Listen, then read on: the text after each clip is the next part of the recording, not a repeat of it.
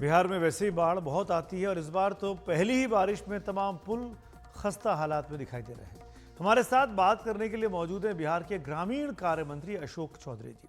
अशोक जी, 11 दिनों में 5 पुलों का गिर जाना वाकई में चिंता पैदा करता है कि आखिरकार बिहार में ये हो क्या रहा है, क्यों ऐसे हालात हैं। राज्य में बढ़ती इस अव्यवस्था और भ्रष्टाचार की मिसाल क्या कुछ और हो सकती है? क्यों हो रहा है ये सब?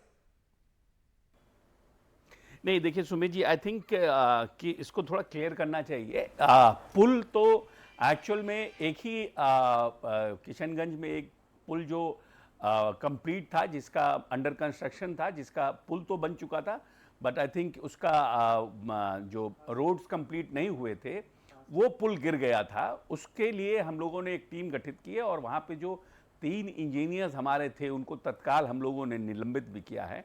और हम समझते हैं कि विदिन 1 डे और 2 डे, विदिन 2 डेज, हमने 1 वीक का टाइम दिया था, वो हमारी रिपोर्ट्स भी उसमें आ जाएगी।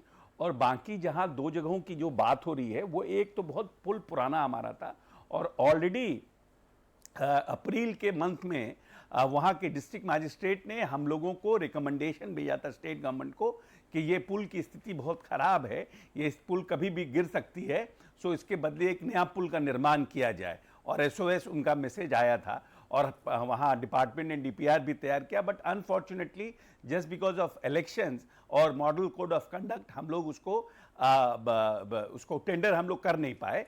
तो वो पुल का एक इशू है। जो थर्ड इशू है, वो एमपी लेड पुल बना है 2009 में, वो ग्रामीण कार्य विभाग का पुल नहीं है। और उस पुल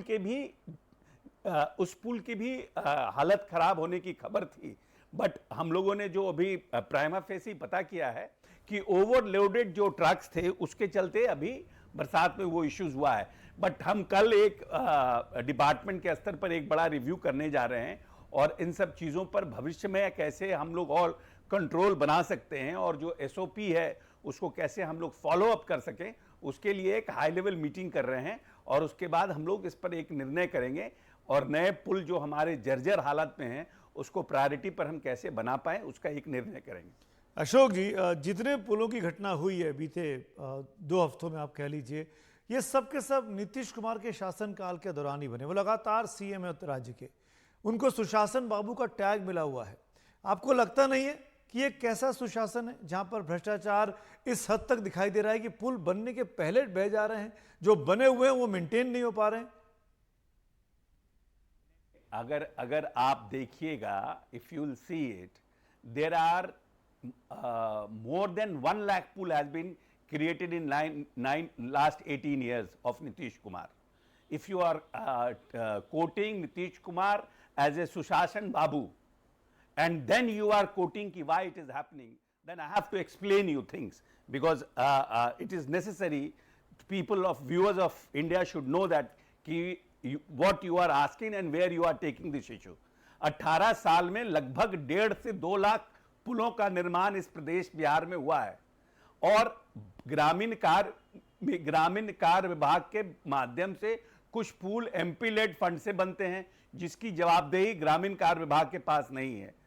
कुछ पुल जो है वो अंडर कंस्ट्रक्शन है, तो अंडर कंस्ट्रक्शन में liabilities lie with the contractor and the engineer, doesn't lie with the government. Government ने दिया, अब सेंटरिंग हुई, हम भी अपने घर का सेंटरिंग करते हैं, कभी कभी सेंटरिंग गिर जाती है, बट वहां पर कंस्ट्रक्शन कंप्लीट नहीं हुआ है। ट्राई टू अंडरस्टैंड, वो कंस्ट्रक्शन कंप्लीट नहीं हुआ, तो इट डजंट मीन दैट कि we have not handed over to the public. एक ही पुल है जो गिरा है, जो पब्लिक अंडर कंस्ट्रक्शन था, लेकिन पुल कंप्लीट हो चुका था। हम लोग उस पर एसआईटी गठित किए हुए हैं, हम लोग 1 वीक का टाइम मांगा है और हमने 3 इंजीनियर्स को उसमें सस्पेंड किया है। We are very very strict about it कि nobody should be spared in this, कि अगर जो हमारा एसओपी बना है उस एसओपी से अगर अलग कोई हट के काम करता है। दुनिया में तो हर तरह के लोग हैं, आई कांट से कि हम एकदम, हमारे डिपार्टमेंट में सभी लोग पाक एंड साफ है, लेकिन सरकार पूरी तरह से इस इशू पर सख्त है और कोई भी वैसे लोग जो एसओपी को फॉलो नहीं करेंगे उनको बख्शा नहीं जाएगा। पर अशोक जी, आप ग्रामीण कार्य मंत्री हैं, कुछ पुल आपके विभाग के अंदर में आते हैं, आप सीधे तौर पर जिम्मेदार हैं इस मामले को।